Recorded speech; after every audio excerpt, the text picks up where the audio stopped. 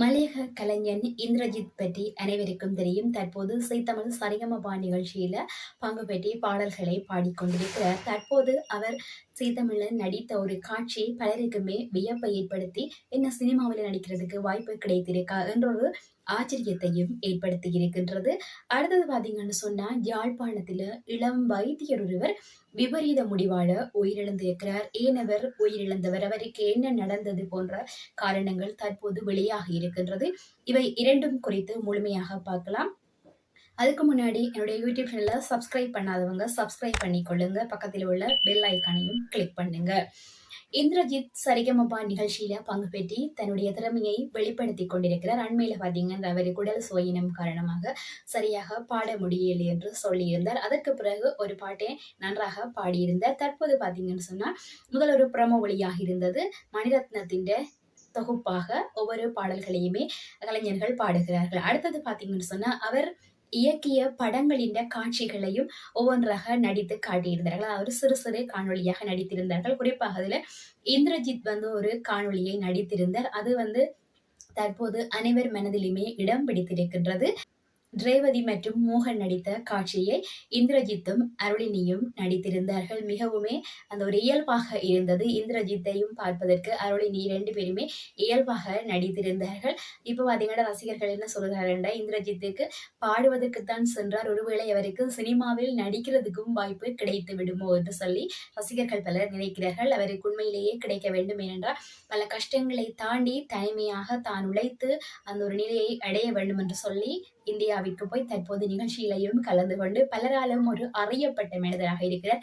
யாருக்குமே தெரியாம நான் போகணும் என்று சொல்லி தனியாக முயற்சி மேற்கொண்டிருந்த இந்திரஜித் தற்போது பலருக்குமே தெரிந்த ஒரு நபராக, நாங்கள் பலரும் அவரை விரும்பி பார்க்கும் ஒரு நபராக மாறியிருக்கிறார். நிச்சயம் அவருக்கு மேலும் மேலும் பல வாய்ப்புகள் கிடைக்க வேண்டும்.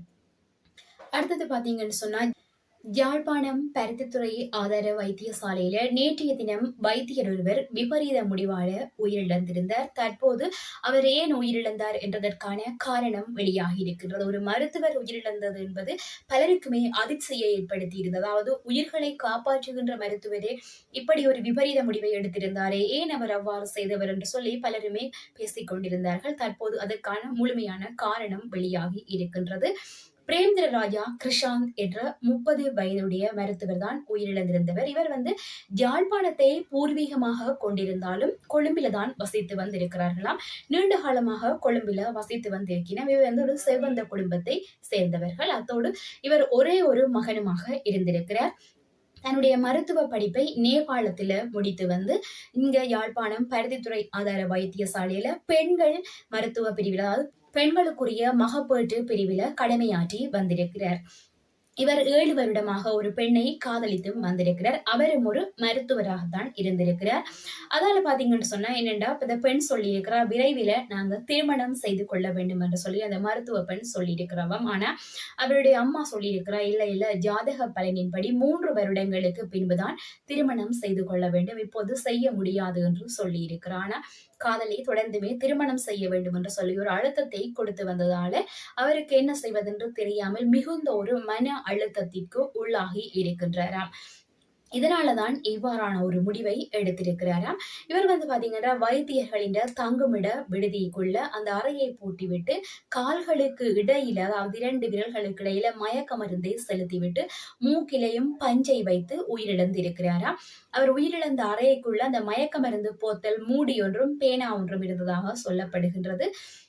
அவர் உயிரிழப்பதற்கு முன்னர் காதலியோட தொலைபேசியில பேசியிருக்கிறார். அந்த காதலி இவர் எப்படியெல்லாம் முடிவு எடுக்க போறார் என்று சொல்லி தெரிந்த பிற்பாடு உடனடியாக அந்த வைத்தியசாலையில கடமையாற்றுகின்ற வேறொரு வைத்தியருக்கு தொலைபேசி மூலமாக அழைப்பை மேற்கொண்டிருக்கிறார். ஆனா அந்த வைத்தியர் இது புதிதான ஒரு தொலைபேசியில் இருந்து அழைப்பு வருது என்று சொன்னதால அதை கவனத்தில் எடுக்காம விட்டிருக்கிறார்.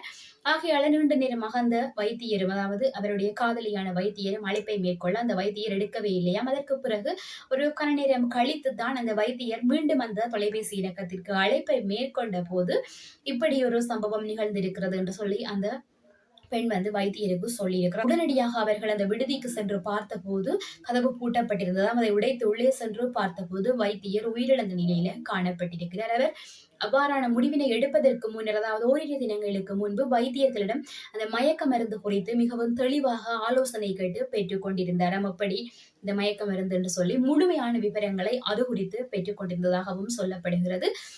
எல்லாவற்றையும் சரியாக ஆராய்ந்து வைத்திருந்த அவர் மிகுந்த மன அழுத்தத்திலேயும் இருந்ததால இவ்வாறான ஒரு முடிவினை எடுத்திருக்கிறார். வைத்தியரே இவ்வாறான ஒரு முடிவை எடுத்தது பலருக்குமே ஒரு ஆச்சரியம் தான். அதாவது ஆச்சரியம் என்ன, அதிர்ச்சி என்றே சொல்லலாம். வைத்தியரே இவ்வாறான முடிவு எடுத்தால் சக மனிதர்கள் என்ன செய்வது என்று. எல்லோருமே மனிதர்கள் தான். எல்லோருக்குமே கோபம், உணர்ச்சி எல்லாமே வரும். கோபம் வரும், சிரிப்பு வரும், அழுகை வரும், எல்லாமே வரும். ஆனால் அவர் ஒரு வைத்தியர். அவர் வைத்தியராக கடமையை செய்கிறார். இருந்த போதிலும் அவர் மனிதர் தான். ஆகையால அவருடைய மன அழுத்தத்தை அவரால் தாங்கிக் கொள்ள முடியாமல் அவ்வாறான ஒரு முடிவை எடுத்திருக்கிறாராம். அவருடைய உடலை பிரேத பரிசோதனை செய்த போதும் மிகுந்த மன அழுத்தத்தினாலேயும் அதிக அளவிலான மயக்க மருந்தை உடலில் செலுத்தியதாலேயும் தான் இந்த மரணம் நிகழ்ந்ததாக சொல்லப்படுகின்றது. இப்படியான முடிவுகள் ஒருபோதும் எங்களுடைய பிரச்சனைகளுக்கு தீர்வாக அமைய போவதில்லை. மேலும் மேலும் பிரச்சனையை தான் உருவாக்க போகின்றது. அவர் உயிரிழந்து விட்டார். ஒரே ஒரு மகனாக இருந்து அவர்களுடைய பெற்றோருக்கும் கவலை, காதலிக்கும் கவலை. ஆகையால உங்களை சுற்றி இருப்பவர்கள் தான் இதால வேதனைப்பட போகிறார்கள். உயிரிழந்த பிற்பாடு உயிரிழந்தவருக்கு தெரியாது. ஆனால் சுற்றி இருப்பவர்கள், அவரோட பாசமாக அன்பாக இருந்தவர்கள் தான் வேதனைப்பட போகிறார்கள். ஆகையால எந்த ஒரு பிரச்சனைக்கும் இவ்வாறான முடிவை எடுப்பது தீர்வு அல்ல. இவ்வாறான முடிவினையும் யாரும் எடுக்க கூடாது.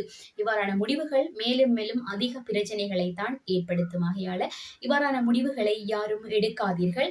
பிரச்சனை வந்தால் அதனை எதிர்த்து போராட கற்றுக்கொள்ளுங்கள். இந்த வீடியோ உங்களுக்கு பிடிச்சிருந்தா சப்ஸ்கிரைப் பண்ணிக்கொள்ளுங்க. மறக்காம பக்கத்தில் உள்ள பெல் ஐக்கானையும் கிளிக் பண்ணுங்க.